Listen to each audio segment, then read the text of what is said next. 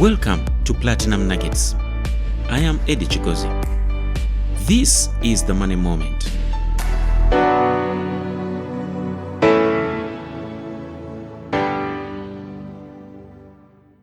Donkeys are known to be really stubborn animals.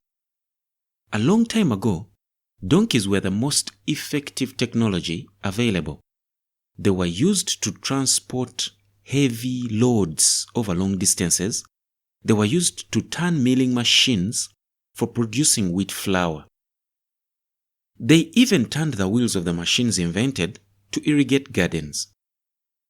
Now, because the donkeys are really stubborn, the rider often had to use a stick to get his donkey to move and go where he wanted it to go. So, a story is told that one day a smart man did some thinking and got a solution that enabled him to get his donkey to go wherever he wanted it to go without ever using a stick to beat it. He started by giving the donkey a carrot to eat just before beginning a journey. You know, donkeys love carrots very much. Then he got another carrot, tied it to a stick with a short string. When he sat on his donkey, he then dangled the carrot in front of the donkey, just out of reach, but very close. As the donkey saw the carrot and smelt it, it kept trying to walk in that direction, hoping to finally reach it and eat the carrot. Now, because the stick that held the carrot was in the hand of the man seated on the donkey, of course, whenever the donkey moved forward, the carrot moved the same distance forward. This smart guy was able to get his donkey to go wherever he wanted it to go, without inflicting any pain of a whip on the donkey. This is a beautiful story of creativity and innovation. But it is not just a story. It is a lot more than that. A system that promises you a lot of money immediately after you have given some very small amount of money is a system that we call gambling. Gambling promises you instant riches without any effort on your part. Now, you may not be aware that the gambling system was designed using the stick on a carrot principle. The carrot is very near, and all you have to do is make a few simple steps. That is all, and it will all be yours. What you do not know is that the stick holding the carrot is attached to your back. So, whenever you move, the carrot moves further by the same distance. The money required to win the jackpot is a very small amount. So you keep giving small, seemingly insignificant amounts, but because the image of the jackpot is very clear, you don't realize that the jackpot keeps shifting every time you get closer to it. Of course, the owner of the donkey at some point figured out that even a silly donkey will come to the point of being exhausted and decide that the carrot is not worth the effort. And so, he will eventually give that very carrot to the donkey to eat it after it has done all the work that he wants. Similarly, the jackpot owners will allow you to win a little amount just at the point you are about to give up so that your hope for the big one will be revived.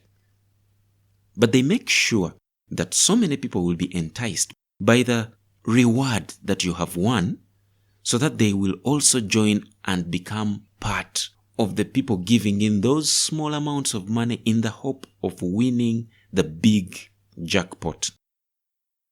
You are put on TV for winning some money. We see this on TV every day. I want you to listen carefully to what that person who has won the money usually says about how he was able to win. The people interviewing the winner will even go ahead to ask what that person is willing or planning to do with that lots of money. All the time, millions are watching you on TV, and many of those will also join the gambling machine. That is one example. I will give you another example of the carrot on a stick.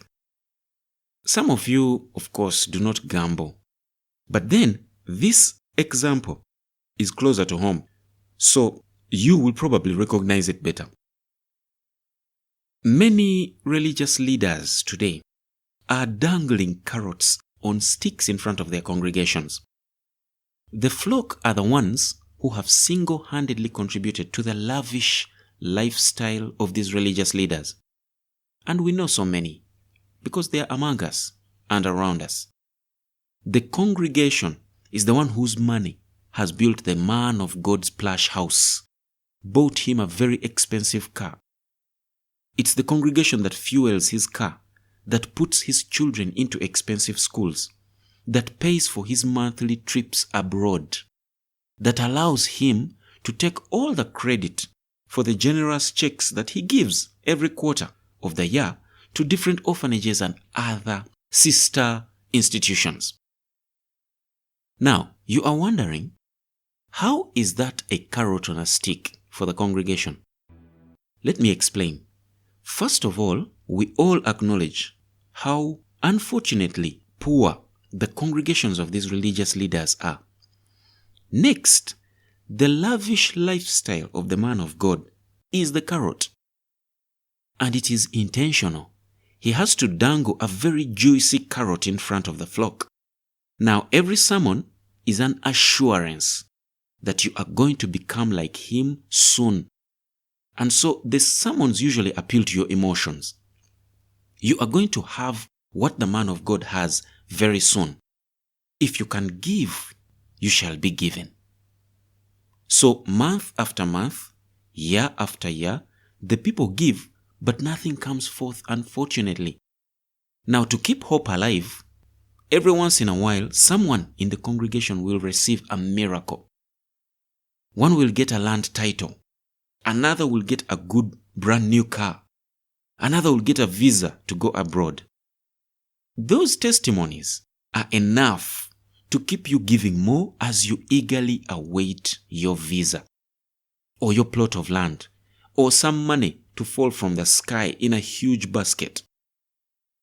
What I have described is real and is happening around us all the time. I want to encourage you to start exercising your mind. Start asking the most important questions. If you choose not to exercise your mind, you will always be a slave to someone who exercises their mind. If you begin to exercise your mind, you'll be able to identify a carrot no matter how juicy it is, the moment it is being dangled in front of you on a stick. If you begin to exercise your mind, you will learn how to create wealth and achieve financial freedom. I know these are difficult truths, especially if you have been like me and been promised carrots by smart people while dangling them on sticks.